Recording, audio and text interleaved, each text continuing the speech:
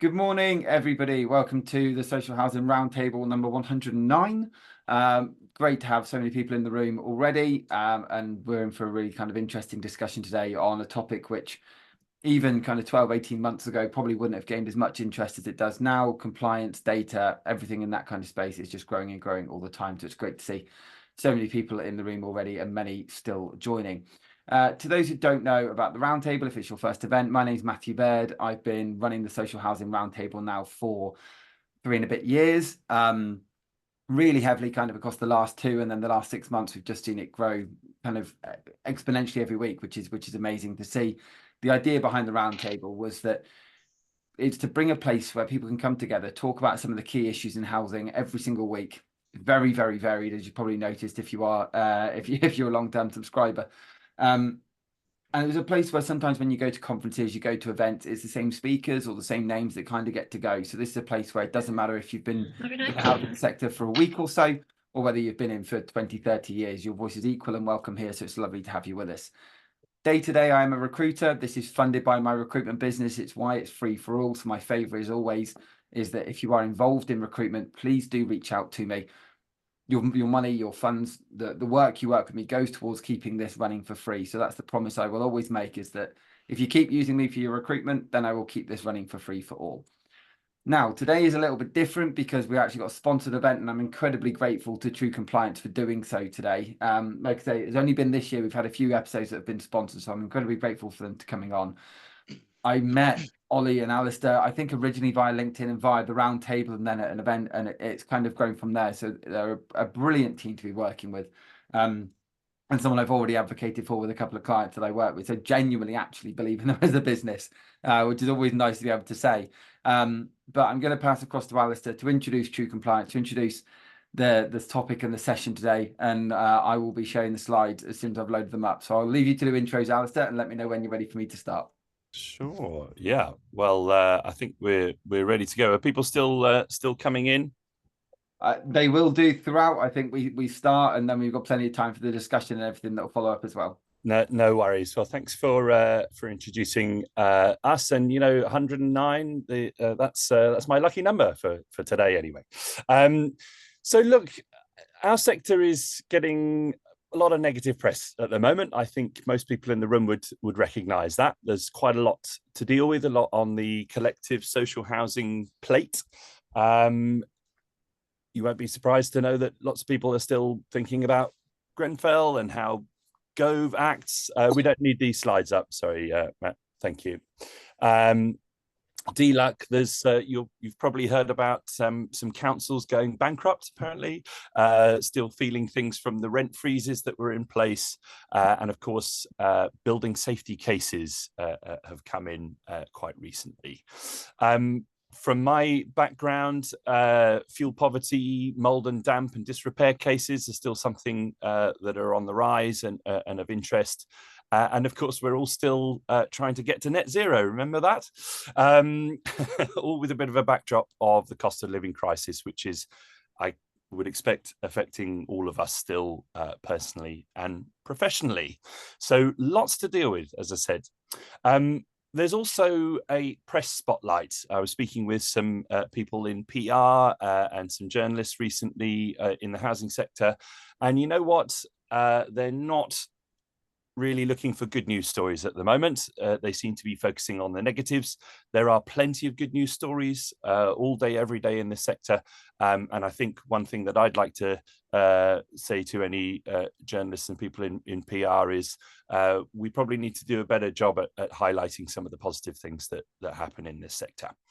So anyway, taking all of that, adding to that a pretty galvanized ombudsman at the moment. If you've followed what they've been doing in disrepair and damp and mold, if you've been following the regulator and how much more involved in audits and inspections they are these days versus 2, 3, 5 years ago, it's a backdrop for a pretty challenging situation. However, I promise there are beacons of light shining through this negativity.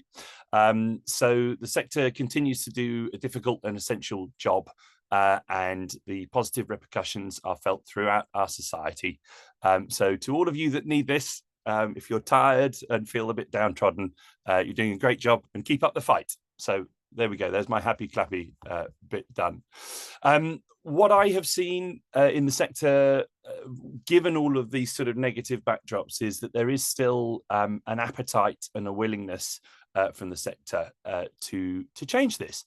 There's an intent and an ability from our leaders, and often there is money available to improve things if we can put the correct business cases together. I've seen focus groups kind of tackling the gritty specifics, experts who might offer insights, and also processes and systems improvements that are often led by technology, and that's more our background. There are also large, if not imperfect, funding streams available. So there is cash to do things, whether you're looking at net zero or some of these other issues. They're not perfect, so they don't always give the right amounts to the right people at the right time, but they are there. And also we can take learnings from other sectors, the private sector, other colleagues who may have gone down some of these routes before, and also in some instances other countries in how they tackle these issues that they've seen. So if you haven't got it already, I do feel positive about the outlook, but yes, there are some more difficult times ahead. So perhaps you'll humour me for a moment. If we were all sitting in a nice snug room together rather than this digital table, a rather large round table, I might ask you to get up and put your hands on your heads or something like that at the moment, the dreaded audience participation. But perhaps we'll just simplify this to a question. If you could just think for the moment of something in your job that's related to compliance, because that's the topic for today. But something in your job that's related to compliance that makes you feel proud. That could be something that you do day to day. That could be an achievement from years ago or recently. Feel free to jump in if you'd like to share, or you can put something in the chat if you wish as well. I'll be happy to read out anything that comes through. And you know what? I never answer these questions from anybody, so you don't need to. But if you hold on to those thoughts, and we may come back to those at the end. Another thing to think about is maybe something that makes you feel in control of compliance as well. So keep those in your mind. I bet when you're thinking about the things that you're in control of and that you feel proud of, it's not based around, some fantastic cutting and pasting or a really good upload of a CSV file into a new system, or manually checking through some digital and physical paperwork and getting the magnifying glass out to look at a UPRN number.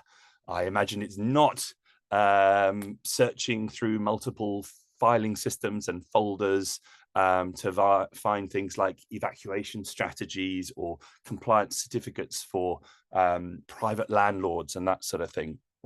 So I've spoken to hundreds of compliance professionals in the housing sector over the last couple of years. I'd like to share some of the insights that I've got from talking with them, and maybe a little bit about how True Compliance, the business which I work for, can help on that regard. So my name's Alistair, and I'm a director with True Compliance, and True Compliance exists to help compliance professionals keep their residents safe in their homes.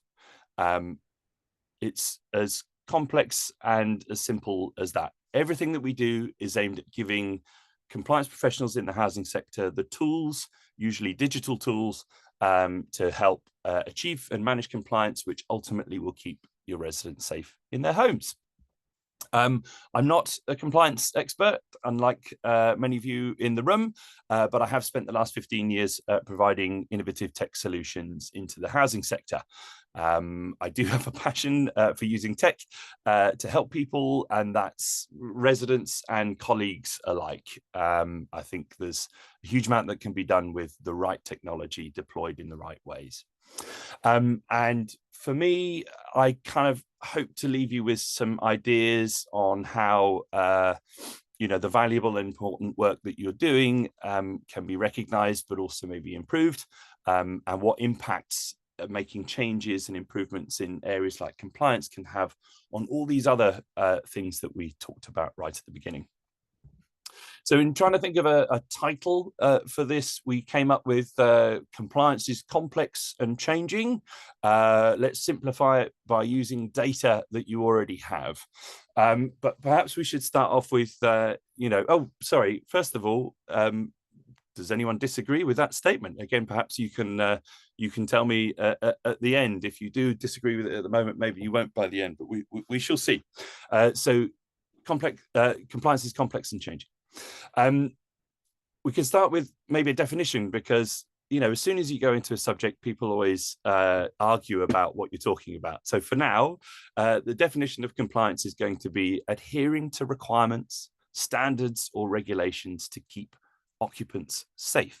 So that is in regards to an office block and the workers in that office, but also mainly for the housing sector, that could be a block of flats or a street property as well. We're adhering to requirements, standards, and regulations to keep occupants safe. The compliance is complex bit. Those of you that are out there managing compliance day to day, we understand what you do on a day-to-day basis. We see you, we hear you. For those of you who are kind of maybe involved with compliance, but perhaps you're maybe in a position of decision-making or power or budget holding, my point with this talk is that if you haven't already, it is time to invest. It is changing. You're going to need to gain assurance that what you're reporting to your boards and now to the wider public and residents is accurate. And you need some tools to assist you with that. And finally, I'm going to say it, compliance is boring. I'm afraid so. It's boring and in the background until something goes wrong. So no one really cares about it apart from the compliance teams that are working on it day in, day out, until there's a problem. And then everybody cares. And so you have to play this strange game of continuing to fight the good fight just so that nobody notices you. It's very weird. But there are things that can go wrong. So what are these sorts of things? Well, there are the disasters, which we've heard about in the press, of course, Lacanal from a few years ago, Grenfell, and now we're concentrating on the damp and mold scenario and Awab's law due to that tragic death. But there are also fines and prosecutions and things which, again, it's worth us all knowing this. Individuals and organizations can be fined and prosecuted if things go wrong. And the organizations are also looking at this from a brand impact or a downgrading perspective. So that can affect your governance and funding as well. And I guess the attractiveness of the business for colleagues to work in.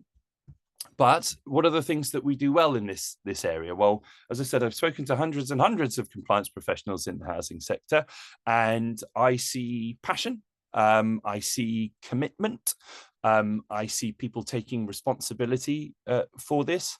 I also see creativity and, unfortunately, a little bit of a make do and mend mentality with regards to the systems and processes that you have. There's a lot of sort of persevering with what you've got and, fighting the good fight. I'm here to try and help you know that there are opportunities for improving that and to help you convince the people that need to be convinced that yes, you need more help in doing this, and just simply employing another person won't do it. You probably need more people and different systems to automate and improve processes. So if you don't believe me yet about the complexity of building compliance, I'm going to list some of the changes that have happened over the last 10 to 15 years. We've had the control of asbestos regulation back in 2012. Gas safety regulations were back in 1998, so that was quite a while ago. HETAS, Offtech. control of substances hazardous to health 2002, the smoke and carbon monoxide alarm regulations 2015 and 2022. I'm actually not going to list all of these, but we'll end on the regulatory reform of fire safety order back in 2005, following on to the Fire Safety Act in 2021, to name but a few. And as I've mentioned already, Awab's law is coming as well. So why am I repeating these things? It's to demonstrate that there are new focuses coming all the time. So you rarely have an opportunity to get on top of the previous problem before you're given a new one. And one must only expect that that's going to continue for the moment. It's been how it's been for 5 to 10 years already. So let's assume that that's going to continue. And so, yeah, change is a constant now, and new things taking your focus away and having to adapt to these new challenges is the focus.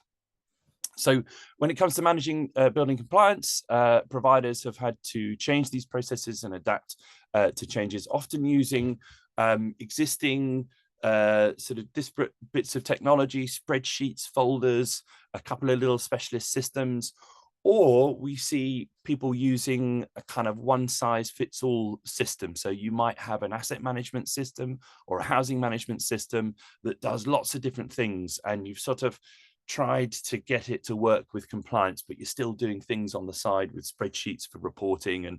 And basically, none of them were built for the problems, the unique set of issues that you're trying to tackle each day.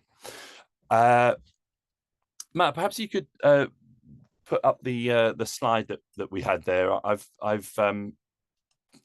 decided that we're not going to do many slides today, but here's a little capture of a few of these press clippings, I guess you could call them, and it's just to demonstrate that every week, really, there is a housing provider having to refer themselves to the regulator or having some form of story in the press about issues. Again,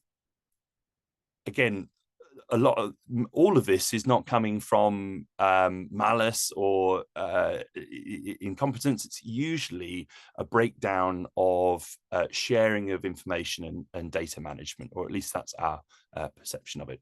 Thanks, Matt. You can pull down the wall of shame.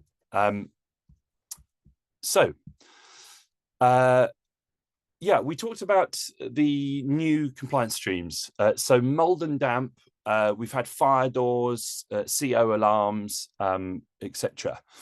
One of the issues with adding these additional compliance streams on, or some of the existing ones, is that you've got very motivated and galvanized and knowledgeable teams working in fire, working in gas, working in electric. But often these streams require other departments to do things. So building safety compliance data can be required by other teams outside of the compliance teams. And the likelihood of a positive outcome is quite heavily based on whether that data can actually move easily and auditably between those two teams. Is there one system that all of those teams are coming to look at that information and be guided by that information, or are they using lots of different systems, including emails and spreadsheets? And another question to ask yourselves is, do you have the confidence that you've been sent the correct information when you get that spreadsheet or you get that email that says, yep, this is all done? We've found a little bit of research into cognitive load. So I guess we were trying to concur with people that spreadsheets, whilst they're seen as sort of, they do work and they can do some great things. I still use spreadsheets for different things internally. Actually, they take quite a lot of concentration and cognitive load. So we found this bit of research that says the amount of mental effort required for a task shows that building complex spreadsheets demands as much concentration as a GP making a diagnosis. So this intense mental strain makes mistakes a bit more likely. But obviously with GPs, they study their profession for many years before becoming qualified, whereas we're usually just using spreadsheets in a self-taught capacity. You know, it's a sort of addendum to our day job. But yeah, this research shows you that it takes a lot of effort to actually run these things correctly. And where you can automate those type of processes, that takes all of that off your plate so that you can concentrate on the important things. One of the other things I wanted to share with you is utilizing the data that you already have. So again, maybe you'll agree with me, maybe you won't, but most housing providers would agree that they have a lot of data, but they also agree that they don't necessarily use that data well. It's often because it's in different places and it's difficult to cleanse. And so, you know, which single source of truth data should I use? But certainly it's underutilized. I'm here to help hopefully make you feel proud of the amount of data that you collect in compliance, right? So think of all of the certificates and the assessments and the inspections that come into your organization. Those are such a fantastic source of information for you that can help with some of the issues that we said right up at the top.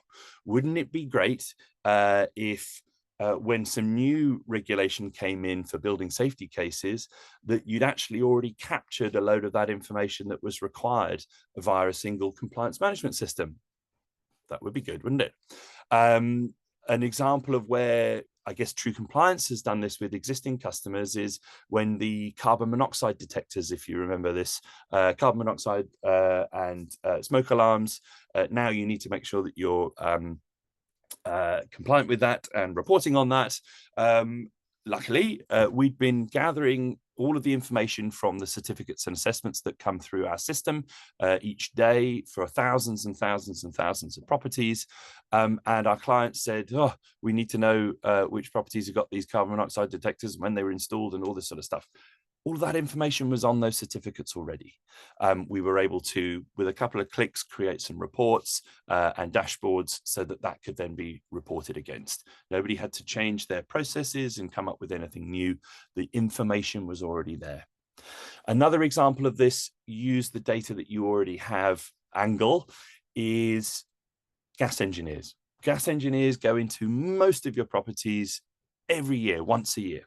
So that's a great opportunity to gather information. But what has tended to happen is departments have asked gas engineers to look at other things. Can you look out for antisocial behavior? Can you look out for disrepair? Can you look out for safety issues? And now damp and mold.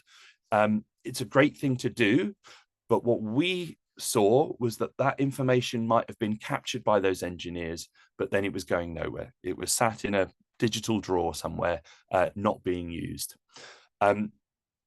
If it's not obvious yet, True Compliance is a digital platform that manages compliance. And one of the first things that we do is we ingest these certificates, assessments, and documents. We extract the pertinent information. We save that off. The system analyzes it, but it also runs rules across that data. So we can pull the CO information across. We can pull the information of the observations about damp and mold across, and we can make sure that that information gets sent to the correct teams, and that there's some form of audit trail and accountability to close those down. And that's becoming really important with damp and mold, because reports of it can come from anywhere, but there's usually one team that's responsible for actually closing that down. And we can help from identification of problem, action management through to closing. Great. So near to conclusion, because I've been talking at you for 15 minutes already, nearly 20 minutes. So we want to galvanize you to move beyond the status quo. So there is an importance here to change the perspective of compliance, right? Compliance is a frontline thing. You need people to invest in it in terms of people and systems and airtime at board because it's very, very important. If you need to go and wave a flag back at your boards, the Housing Ombudsman Spotlight Report on Knowledge and Information Management has emphasised the severe repercussions of poor data and record keeping practices. It's highlighting the financial impact on housing providers and, crucially, the human impact that it could have on resident safety. If you haven't had a look at that, please do. I'm not saying it's going to be your most interesting bedtime reading, but it is useful if you're trying to wave a flag for investment into compliance. So in conclusion, and I'm really hopeful that we've got some questions and some things that we can talk about. But from the little bit that I've just said here, firstly, please, if anybody doesn't think that compliance is complex and changing, let's hear from you. And if something is complex, you need a way to simplify it. And one of those ways is through technology. And if something is changing, again, you need your systems and processes and your organization to be designed in a flexible way so that they can absorb those changes as they come. We think that change is still on the agenda for the coming years. That seems to be how it's going in all sectors at the moment. It's constant change. So you need processes and systems and tools to do that. And I guess that's why we set up True Compliance. So yeah, I've got some more examples I can share. We can talk through existing customer elements or problems that you're facing. And yeah, if you've got any of those things that you feel proud of or not in control of or in control of, let me know on that front. But Matt, that's the monologue over. Thank you, Alistair. I mean, really insightful, I think, guidance into why we're discussing this today. There's been a few points that have already come up in the chat. I'm going to go through some of them now. If anyone would like to come in, please do use the reactions tab at the bottom of the screen. Raise your hand, I'll bring you in. Or if you can't work out how it was, turn on your video and raise your hand and I'll just bring you in. So Lark had said that I think what makes me feel proud is that as a sector, we are incredibly compliant when compared to the private rented sector. I think there'll be a huge wealth of best practice amongst us here today. And Steve backed that up by saying The Guardian have published a positive story on heat pumps today, which makes a change. So that's very nice to read, particularly, as you said, in a world where I think the media do on it's election year coming up. Therefore, there's always going to be something. At the moment, housing is very much under that spotlight. Tim, that we can discuss as a collective issue is not just compliance. I think that's more of a general kind of overthought. And then Lark has said, what a testament to a positive message regarding compliance, and that we have so many attending this roundtable today. It shows we care and that compliance matters. And, you know, we've got best part of 50 people in the room to back that up. I did have a couple of private messages which came through, which said that they were extremely proud in the manner in which they saved the various information data in real time for ease in retrieval. Due to the mergers in a former workplace, there was clearly a lack of consistent data. And as such, joining up the dots proved difficult in tracking down to interrogate various data. Only those who were prepared to drill down achieved results. There was fragmented system on various drives and paths, therefore lost information on the need to know, which led to a strategic response to comply with audits. And just before I dive through on some of the other points that have been raised in the chat, I've mentioned this on the roundtable before, and it's interesting that you mentioned the KIM report. We did a roundtable on this last year that was actually really well attended for exactly the reasons you've mentioned, is that it's so necessary. But when I was at the CIH Southwest conference in September, October last year, I sat and I hosted a session with the Ombudsman. And one of the things they said when it came to compliance, when it came to data, was all we can do is hold up a mirror to what you're doing. And if we can find a golden thread of data through it, then you should have been able to. And I know this is, Alistair, this is something you and I have talked about before, which is that having this piece is going to be so vital, particularly when we've got things like the TSM reports and things coming out this year. Because if someone else can find it, then it's there. And I think that's one of the main stories behind True Compliance, isn't it? One of the narratives that we've discussed with your business.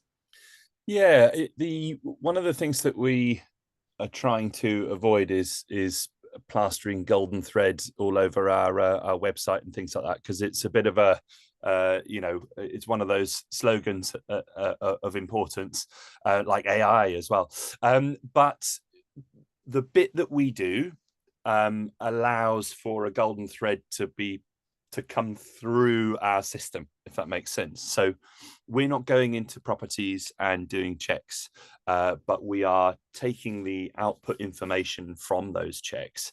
We're checking that they've been filled in correctly and accurately, checking that they are against the right property, that the UPRN number is correct. All of these sort of basic checks that would take a human far too long to do, we can do digitally, automatically, and very quickly. Once you've done that, you can pass rules across those so that you know at the other end, when it says, yep, this property is compliant, that all of these things have been checked against that data as well. And you also know, if you're then throwing that certificate and these reports out into other systems, that the information was correct at point of entry, it's been analyzed and checked, and so what comes out the other end is correct as well.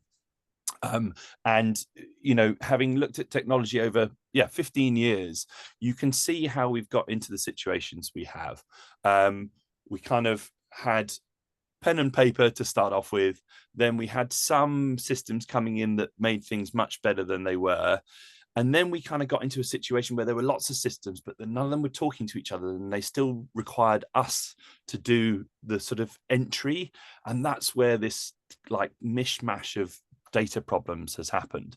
We're now in a situation where technology is advanced enough and frankly affordable enough to digitize and automate the ingestion and checking processes so that you can be confident about the information that's in there.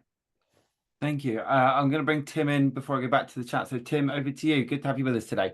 Right, thanks. Yeah, my name's Tim Hayton. I am Director of Asset Management for Caudley Castle, and we've got a compliance club called Castle Compliance Club, and that predominantly uses TC's software.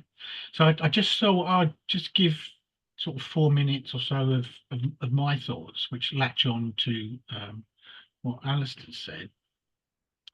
We're finding with the members of the club when they come on board that they've got a slightly optimistic view of their data. So when you get into it needs a bit of work. Now, it's very rare that we come across an organisation that's actually got really good data. So that lends itself to using, TC or any software to that effect. But what we're finding when we're digging down into the data is that there's been multiple inputs. So you've got Joe Bloggs putting some stuff in, and you've got Mary Adams putting some stuff in, and there's some slight nuances on the data that sort of creates errors. But when you look at them individually, you don't see those errors. It's when you start looking at it more holistically. Now what it does, having sort of a central resource, is that it actually starts looking at data collectively and adjusting it, and then whether you're feeding it into True Compliance or Keystone or CX or whatever, that's when you start seeing that the benefit of having one central resource dealing with your compliance outweighs having your spreadsheets all over the place and that side of it. So that's pretty much all I wanted to sort of add. So I'll hand you back to Matt. No, that's great to hear, and it's sorry, Alistair, do. Yeah, no, I was just going to say, just to concur. So the I guess the compliance club that Tim's talking about was to tackle exactly the problem that he's saying. We're a technology provider and we can do some great things with that technology, but you're talking about people and processes to start off with, and often we can come into an organization and there's a whole lot of stuff that needs to happen before they can get the real benefits from a technology. We can help to highlight some of the issues, but we can't always solve some of those early stage problems because we are just a piece of technology. So a little bit of assistance from experts and helping hands has been quite helpful with some of the existing customers that we've had who may have come to us in audit trouble or self-referred to the regulator or something along those lines. I think it also, it's a bit like this group and a bit like the roundtable, that collaboration piece is key, because you can think you know where the key issues are, but it isn't until you're talking to people on the ground that you really discover what's happening. But also, like I say, someone could just have this idea that they're just doing this little thing at their business that's actually absolutely amazing. But until someone has the ability to speak about it, and it comes down to culture, and it comes down to that ability to go, hey, look, I've got this idea. Will somebody please, am I in a business where that is encouraged? I'm in a business where actually, no, we know what we're doing. You must do it this way. And we remain stuck. And I mean, just go back to a few points in the chat. Lark had said that on the contrary, compliance isn't boring. When staff have the confidence of knowing the foundations of what standards to apply and why and how to apply these in practice, it elevates them to working at a level of professionalism that informs every decision they make, which inspires incredible levels of confidence amongst colleagues, and more importantly, with our tenants. The support that your business processes lend to compliance is key, and of course, your managers. And I completely agree with this. This idea that you can empower people through information and empower people through proper, true training is absolutely key. And further than that, if I'm a tenant, I'm going, well, what's happening? And someone can categorically tell me the process, what's going to happen, when it's going to happen, and I can trust in that process because then it happens that way. Then you know that if things go wrong, it's going to be sorted. And so often when we've seen issues with the ombudsman, it's been that, right, we've now had six complaints. They're in different areas. No one knows what's going on because the officers believe they know the process and they're putting things through in the process as told, but that isn't what's happening in the back office at all. And this disjointed thinking, I imagine, Alistair and Tim, is what you're hearing time and time again. Yes, yeah. I think the one of the bits to pick up there would be we deal with organizations where there's a difference of opinion on never the importance of what's happening, but there are sometimes differences of opinion of where they're at on this.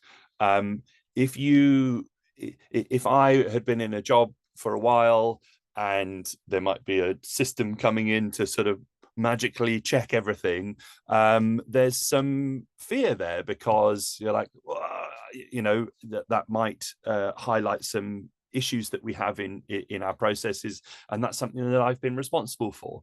The best outcomes that we have seen is where the boards and senior director teams are supporting the compliance teams to dig in, find the problems, and yes, it's a culture thing, but also sometimes there's a bit of a big bang. You go from, hey, we're 99.9% compliant again this month, thanks everybody, to, okay, let's find the problems, then let's solve those problems as quickly as possible and set the processes and systems and tools in place to forevermore identify those problems when they show up or make them not happen in the first place. There are always going to be challenges in compliance. There's always going to be safety problems and risks. There's always going to be decisions to make on resources and time and focus and priority. But we hear from the regulator and the ombudsman that, that if you can show how you're looking for the problems and then how you're going to deal with them, having problems is accepted. 100%. There's been a message from Kim in the chat. Safeguarding, another massive, obviously, area within Canada compliance. As someone who works with rough sleepers who are often placed into social housing, as they are often complex individuals that require lots of support to sustain tenancies, my staff will contact the housing associations and their staff, work with our service positively with empathy to help support. Yes, there's compliance. However, this shows a culture of good practice, not something we often see in the private sector. And I think this ties in before to, is that policy and practice and knowing that you know where the data is, isn't it? Is perhaps the most key part in this whole piece. And also the harking back to the private sector bit, and I can't remember who it was, but the person who's proud, and thank you for that comment, and thank you for challenging the compliance is boring bit. I like that. You took the bait. So the being proud that we in the housing sector do this better, miles better than the private sector, and so what we're doing is improving on something that is already you know, good, and just making it better. Basically, there's lots of horror stories in the private sector that go unreported because nobody really finds out about them, because they're not being regulated in the same way, they're not being checked in the same way. And certainly we've seen that from the panorama reports, particularly into actually supported housing and the rogue landlord issues that we had through exempt accommodation for a number of years. I mean, being in Birmingham, it was one of the biggest stories that hit us for a while. And a lot of that was due to that lack of regulation and actually only being regulated on financials rather than actually delivery of support and what was going on and where was the compliance around support that we used to have with something like supporting people. That not being in place anymore has had a big issue. I'm going to come to Tim in 2 seconds because Steve had just put in the chat and it's just something I wanted to raise. At the end of the day, though, this is all down to human action. Data is only good as its input. Is it accurate? Then it's a human who looks at the data and makes a decision on what it means and how to react to it.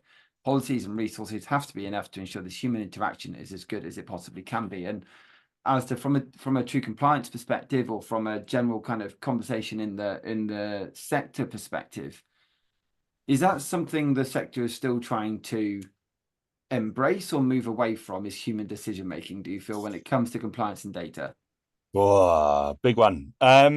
So I'll declare my position here, or our position from True Compliance. We clearly understand that human beings are very important.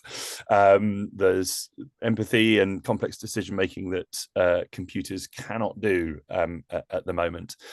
Our mantra is around using technology to do these repetitive admin heavy manual tasks to free up time for humans to be able to concentrate on the complex bits that they need to, on the decision making, on the how to treat a scenario that involves residents and everything that's involved. However, we're the tech bit. Right? We don't specialize in how you deal with your residents as people and neighborhoods. We're there to make sure that the tech bit can be as helpful as possible. And one of the cool things that we see is that you can use technology very effectively to do things that you wouldn't have necessarily realized you could. So an example of this is we've got customers who might have been getting in risk assessment. So fire risk assessment comes in from an external consultant, and one of the 25 actions with varying priorities across 32 pages with lots of pictures and other things. One of them in there is you need to prove that a competent electrician has done an appropriate check on this residence or this property. That process for a compliance team that doesn't have a connected digital system in place is manual. So let's read this assessment, let's identify this thing, let's create an action in a spreadsheet, let's load that into another system, let's email somebody to go and do it, let's get that person to search in a folder to find the thing, let's hope that they send it back and I don't forget to chase them, and then update the system, update the spreadsheet, and hopefully it all ties together. You multiply that across all of these hundreds or thousands of actions, and problems can occur. With a system like True Compliance, that assessment is coming in and being read digitally. That action is being pulled by the system, identified what it is by the system, sent to the right place by the system, and where it can do the job of the human, it will. So in this instance, it will go and find the compliant EICR, for example. It will load that against that action and either close it down or send it for approval. So that doesn't need a human going in and clicking around in the digital world to do it. And so let's not burden the human with it. The other examples that I was talking about absolutely do. You need humans to go and make more complex decisions and manage people. Actually, people need to manage people. Systems can't manage people. Really, thank you. Thank you for attacking a difficult question, which I appreciate. I just threw at you. Tim, I'm going to bring you in. Yep. It goes back perhaps a couple of minutes as the conversation was developing, just to sort of give a more strategic view of compliance. So hopefully we've all heard of the Building Safety Act that came out in 22. And obviously that came out in relation to high risk buildings, so high tall structures. But there's a nuance that's developing, is that the Building Safety Act is a folder for all the other regulations that are going to sit under it. So Alistair at the start mentioned all trying to reel off all the different acts for different compliance requirements. What happened is with the development of HHSRS and the DHS side of it that's progressing at the moment, there's going to be a need and a wish to pull all the compliance together so it can be monitored centrally by the BSR, the building safety regulators, and you'll be reporting on the outcomes. So it actually makes it more important to have a system, whichever it is, that actually coordinates and reports on a comparative nature and on all your compliance requirements. So that will happen. You know, it's moving towards that direction. And if I use my crystal ball, I would suggest that around 26, 28, there'll be some more legislation that actually relates to specifically compliance strategically and your responsibilities, or rather your accountable person's responsibility to be able to report compliance in a comparable nature. So that's more of a strategic side as opposed to an operational side. I think that, and certainly with the consultation going on at the moment with Future Home Standard and now Law, obviously still just finalising its consultation. Absolutely, there'll be something that will no doubt follow up from that, Tim. Michelle, I'm going to bring you in. Hopefully. Hi, thanks, Matt. Good morning, all. Yeah, I'm all about the people, and people don't like change, as you mentioned, Alistair. We're all hardwired to go with what's comfortable. Have you experienced basically silos historically in housing associations? So have you actually experienced and have you overcome it when the team is reluctant to hand over the data because they're so protective of it and they don't want anything to go wrong with that data? I've had spreadsheets where they've held so much on it, they've become corrupt. And all that data's actually been lost. So yeah, and with the professional standards that are coming up, HR departments are literally biting at the bullet because they've nothing on their staff on what skills and knowledge that they have. So I'm just wondering how you can share some of those tips. Yeah, so yes, we do see that, and I think in our experience, it's always come from a good place, and that good place is I've been given 40,000 properties to try and make sure they're compliant in all of these different areas. You've given me 2/3 of the amount of people that I need, and I've got no system to do that with. I've got these spreadsheets. That's all I've got. I come from a technical compliance background, and so I'm using my technical knowledge, but I'm not a computer whiz. And this is what I've come up with to manage it. And I've got some confidence in what I'm reporting to the board with my system. Please don't change it because you might break it. And then I really don't know where I'm at all. So that's the scenario that we see quite often. Technical lead, been doing it for a while, slightly under-resourced, and using the bits that they have to do this. The way that we kind of overcome that is sometimes prior to the system coming in, but often during its onboarding. You say, that's cool. We're not using your reports or your spreadsheets at all. We're just using the certificates, and the certificates will tell us. So load them all in, and within a few minutes, we'll know how many we've got, how many of them are logged against a property, how many of them are compliant against these rules, etc., etc., etc. And often those people with a lot of fear and anxiety go, oh, okay, cool, I get it now. Yes, my compliance isn't quite as good as I thought it was because it's finding problems in the first instance, but we can tackle those problems. We can send a person around to do another certificate. We can go and send somebody to remove the rubbish from the fire exit. You know, we can do this if we know what these problems are, and the system's going to help us to stay on top of that. So yeah, I think it comes from a good place usually, and the technology can help those people once it's implemented.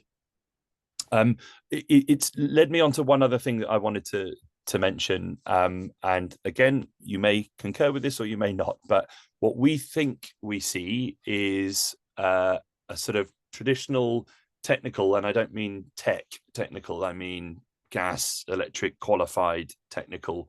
We see a bit of a kind of skills and brain drain that's been going on for a little while.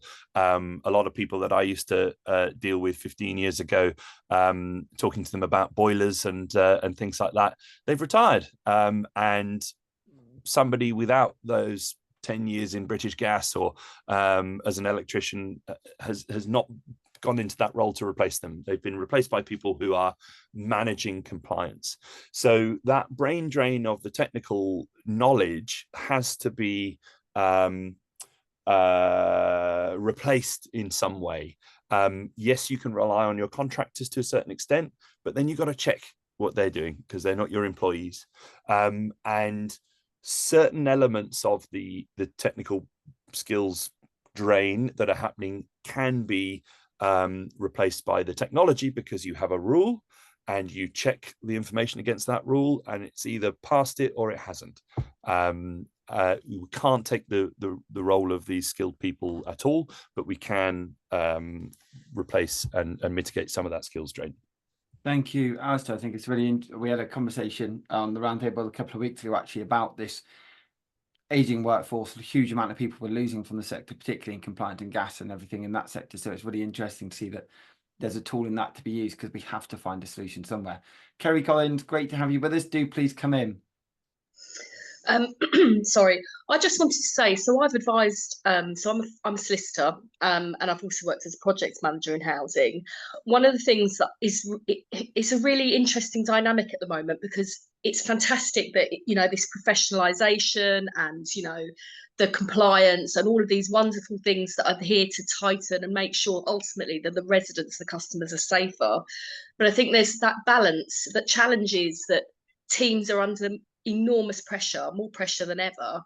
And one of the problems they're having, you know, is this the pressure to comply. And I'll give you an example. For example, so I've advised once on a case whereby gas was capped because a team couldn't get access, and so for their own compliance reasons, they decided to cap the gas while they contacted the residents trying to get it resolved. Now that we had a very vulnerable resident that actually occupied that property, but that link in the chain between, well, this is not really our job is compliance. We're gas. We work. This is what we do. It can be very difficult sometimes to get teams to really understand the fundamentals of, does from a safeguarding perspective, do we really understand that customer and how can we link up those teams? So I think there's still some way to go in that respect. And I think teams are getting better, but that silo working, I think, is going to continue. And it's a real cultural piece across housing that needs to happen. So I'm interested to see from a compliance perspective, would your systems, would that be something that it would be picked up? Because as someone else has stated, the data is only as good as the people that are going to link up that chain. So let me try and give an example of how that works with us, because you're absolutely right. And something that I've said once or twice already is that the people that are involved in their particular compliance area, they know what they're doing, they care about it, and they're trying to make sure that it happens. The issues that we flagged up in the press, a lot of those come from these more actions and remedials based compliance streams where yes, you have an expert going in and doing an assessment, but then you have lots of different stuff. And some of it might be that contractor because it's that type of work. And some of it's that one because they're based in the south of the city. And sometimes it's the neighborhoods team, and sometimes it's the M&E team. And that is where it tends to fall down when you're using multiple different systems and spreadsheets and emails. Let alone if something goes wrong, you then can't find your audit trail to prove that you did do the right things, perhaps. So the way that we tackle that, to use your access and cap meter thing, so we track the no access attempts. We have things called flags on our system that will flag up, hey, this is a property with a capped meter. So there's been a trigger to tell us that it's a capped meter. Usually that bit is done correctly. That's an engineer. It's their responsibility to make sure that you receive that information. And so that happens, and that happens automatically on our system because we've got it already. What often happens is a cap meter property either falls off of a list for some reason, and so it gets forgotten about, or it's never removed from that list, even though it should be. And the way that we try and tackle that is, one of the things that we do is, if we receive a new LGSR for that property that doesn't say cap meter on it, obviously we can remove it from that cap meter list. And so you don't have lots of different lists that you're trying to manage against each other with conflicting bits of information. Should I use this list that tells me that it's capped, or should I use this list that tells me that it's not capped? Well, for us, we're only putting it as capped if we've got the information that says it is, and the certificate by the trained professional, or we take it off there because we've got the certificate from the trained professional that says it's off. The second part to this in the action management piece is, you have to be able to bring people in to your system if that's where you want things to be managed, but you also have to let people work outside of your system. So the compliance teams love True Compliance because it's the compliance system, and that's the one that they use every day. The neighborhoods person who needs to use the example from earlier, remove rubbish from the fire escape, has never heard of True Compliance. What they get is an email with an action and a link back into True Compliance. It uses their single sign-on ability.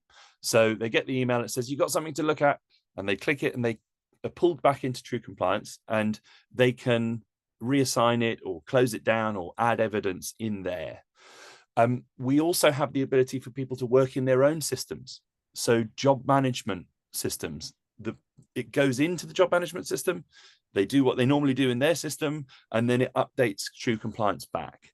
And only in the last 5 or 6 years have modern systems with one-to-many API setups and data lakes and all that kind of good stuff, have you been able to do that? Because previously you had to link each system to each other. Now you just have open APIs and people can throw information in and out a lot easier. And so that's sort of how we tackle those things. Thank you, Alistair. I would do Tim, but we're literally out of time. So apologies, we'll have to come back. I was trying to find time to get you in, but we got to run out. So what I will say is, look, a massive thank you to Alistair. And I think everyone got a really good idea there, especially at the end, about just the difference a system like True Compliance can make, particularly when we've had stories over the years of things along the lines of, and often the biggest problems in housing have come about because systems aren't talking to each other, or there's been a lack of accountability, or someone hasn't done the bit they're meant to follow up on. So massive advocate for that. If you're going to be at the National Housing Federation Finance Conference tomorrow, come say hello. I'm going to be there. And next week's roundtable will be discussing temporary accommodation with the Chartered Institute of Housing. But for now, I just want to say a big thank you to Alistair Thorpe and Ollie Marriott, who helped put together this session from True Compliance. Do reach out to them. Their conversation points are, contact details are in the chat, truecompliance.co.uk. Yes, Alistair? Would you mind flashing up the QR code, and then it's one of the slides, and then people can zap that if they want to take. Yeah, I'll try and get that done quickly before we log off now. Sorry to throw that. That's all right. It's okay. We're just trying to just on the time. So there it is. If you'd like to, please do follow up the guys at True Compliance. And as I say, if anyone has some follow-ups, reach out to myself, Alistair, Ollie, anyone on the team. It'd be great to speak to you soon. But for now, thank you everybody for today's roundtable. It's been great speaking with you, and look forward to seeing you all at a future event.